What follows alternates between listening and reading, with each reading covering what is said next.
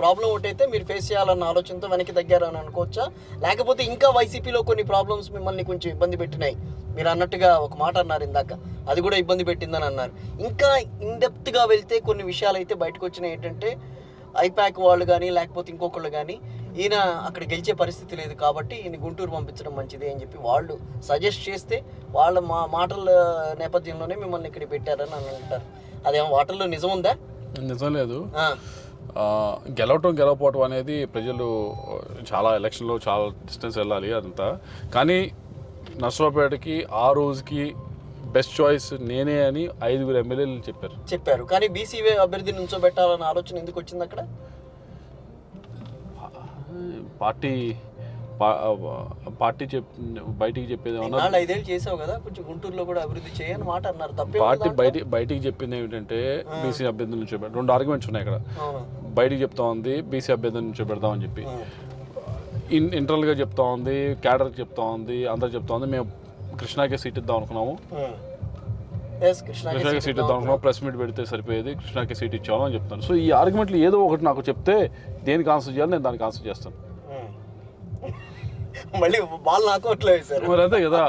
Okay, నేను ఇప్పుడు దీనికి ఆన్సర్ చేశాను అనుకోండి, దాన్ని అది ఎత్తుతారు మేము ఇస్తాం అనుకున్నాం సీటు, ఆయన ప్రెస్ మీట్ పెట్టలేదు పెట్టకుండా వెళ్ళిపోయాడు అంటారు. దానికి ఆన్సర్ చేసాం అనుకోండి. ప్రెస్ మీట్ కి అంత ప్రాధాన్యత ఏంటి అక్కడ?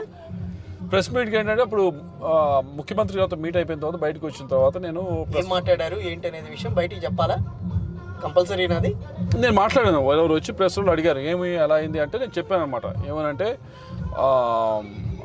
ఆయన చెప్పాల్సిన ఆర్గ్యుమెంట్ ఆయన చెప్పారు, ఆయన చెప్పాల్సిన రీజన్స్ ఆయన చెప్పారు.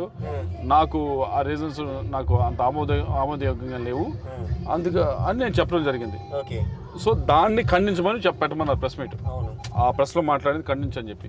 అలాగే నేను రాకపోవడానికి కారణం, నేను గుంటూరు కన్సల్ట్ చేయడానికి కారణం క్యాపిటల్ ఇష్యూ అనేది ఒకటి ఉంది, దానికి వాదన సరిగ్గా లేదు, అందుకే కన్సల్ట్ చేయట్లేదు అని చెప్పడం జరిగింది. అది ప్రెస్లో పెద్దగా వచ్చింది. దాని తర్వాత దాన్ని ఖండిస్తూ ఒక చేయమన్నారు, ఒక ప్రెస్ మీట్ చేయమని నేను చేయను అన్న. ఎందుకంటే నేను అర్థం చెప్పలేదు, నేను లోపల ఏదైతే మాట్లాడామో ఏ డిస్కషన్ ఏదైతే అయిందో దాని గురించి నేను మాట్లాడింది. దాన్ని అబద్ధం చెప్తేనే ఖండించాలి, లేకపోతే ఇంకోటి చేస్తేనే ఖండించాలి, నేను చెప్పలేదు కాబట్టి నేను ఖండించాను అని చెప్పాను.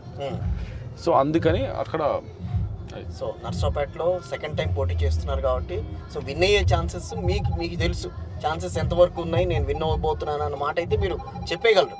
కానీ మీకున్న హర్డిల్స్ని మీరు ఎట్లా ఓవర్కమ్ చేయగలుగుతున్నారు ఇప్పుడు? ఎవ్రీడే ఏదో హర్డిల్స్ ఉంటాయండి, పాలిటిక్స్ అన్నా లైఫ్ అన్నా ఏదో ఒకటి ఉంటాయి. టీడీపీలోకి వచ్చిన తర్వాత టీడీపీ ఎమ్మెల్యేలు మీకు సపోర్ట్ చేయాలి ఈ 7 నియోజకవర్గాల్లో, చేస్తున్నారా? వైసీపీ నుంచి మీకు ఎదురయ్యే సవాల్ ఏంటి?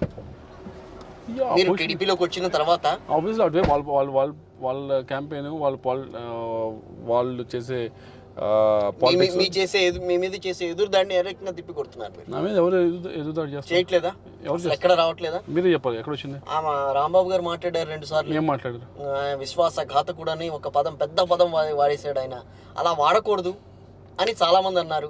ఎందుకంటే ఆయన కిందనే నడిచే 5 ఏళ్ల పాటు ఉన్నట్టుండి విశ్వాసఘాతకుడు అన్న పదం మాట్లాడటం ఏంటి? రాంబాబు గారు పార్టీ స్క్రిప్ట్ వస్తే స్క్రిప్ట్ చదువుతారు. ఆఫ్ కోర్స్ అది సో మీరు మాత్రం స్పెషల్ గా ఏమైనా చదవరుగా? నాకు స్క్రిప్ట్ ఇవ్వరా మీకు? నాకు అసలు ఎవరు పార్టీలో ఎవరికి ఏ స్క్రిప్ట్ రాకుండానే మీ ఆలోచనలని పెడుతున్నారా ఏంటి? 100% నాకు ఎప్పుడు పార్టీ నుంచి ఎప్పుడు ఏ స్క్రిప్ట్ తీసుకొని చదవని చెప్పి రాలా నాకు. ఓకే, అంటే ప్రెస్ కాన్ఫరెన్స్ కూడా పెద్ద ఎక్కువ పెట్టింది లేదు, మాట్లాడింది లేదు, బట్ మాట్లాడినప్పుడు మాత్రం నాకు ఏమి లైన్ తీసుకోమని చెప్పలేదు. ఎందుకని? ఆయన స్పోక్స్ పర్సన్ కదా, అందుకని ఆయన స్క్రిప్ట్ వస్తుంది. నేను స్పోక్స్ పర్సన్ కాదు కదా, పార్టీ స్పోక్స్ పర్సన్ కాదు కాబట్టి నాకు రాదు. కరెక్ట్. ఆయనతో వదిలేసేస్తే మరి అక్కడ వినుకొండ ఏమైంది? బ్రహ్మనాయుడు గారు ఆయన మాట్లాడారు. ఏం మాట్లాడారు? ఆయన కూడా మీ మీద ఎగిరిన మనిషి ఆయన కూడా ఏమని అన్నారు? ఏమన్నారు అనేది నేను మళ్ళీ ఇప్పుడు దాన్ని ఎందుకు కెమెరా ముందు మళ్ళీ చెప్పించుకోవడం ఎందుకు? మళ్ళీ ఆ మాట ఆయనకి మళ్ళీ మైలేజ్ తీసుకురావాల్సిన అవసరం లేదు కదా. ఆయన ఏమన్నా నా మీద ఈ అవినీతి, ఆయనకి మీకు మధ్యన ఏమన్నా కొంచెం ఉందా గ్యాప్? ఆయన ఏమన్నా నా మీద అవినీతి ఆరోపణలు చేశారా? లేదు కదా, చేయలేదు కదా. లేకపోతే నేను ఏమన్నా ఇబ్బంది పెట్టిన ఆరోపణ చేశాడా? చేయలేదు కదా. లేకపోతే ఎవరైనా నా ఎందుకని అంటే ఒక గ్యాప్ ఆయన పాలిటిక్స్ ఆయన చేయాలి కదా. ఆయన పాలిటిక్స్ కాదండి. మీరు వైఎస్ఆర్ కాంగ్రెస్ పార్టీ ఎంపీ, ఆయన కూడా వైఎస్ఆర్ కాంగ్రెస్ పార్టీ ఎమ్మెల్యే, మరి ఎంపీ మీద ఎగరటం ఏంటి? పార్టీలో ఉన్నప్పుడు ఎగరలేదు. పార్టీలో ఉన్నప్పుడు ఎగరలేదులేండి, అది ఆబ్వియస్లీ జస్ట్ కొంచెం మీరు అట్లా బయటికి రాగానే మొదలెట్టారు అందరూ. అవును, ఆయన ఇన్సెక్యూరిటీ ఫీల్ అయ్యాడు. ఆయన నా మీద ఫైట్ చేస్తే చాలా పెద్ద ఇది అవుతుందని చెప్పి క్రెడిబిలిటీ పెరుగుతుందని అనుకున్నాడేమో. ఎవరు రాజకీయం వాళ్ళు చేస్తారు, కానీ చేసేటప్పుడు ఆ భాష అది కూడా కొద్దిగా కంట్రోల్లో పెట్టుకొని మాట్లాడితే, అంటే హుందాగా మాట్లాడితే బెటర్. మీడియా ముందుకు వచ్చి బూతులు మాట్లాడారనుకోండి, మరి అసలు వల్గర్ భాష మాట్లాడారనుకోండి, మనమేమో అనవసరంగా పరిచయం చూసుకుంటారు.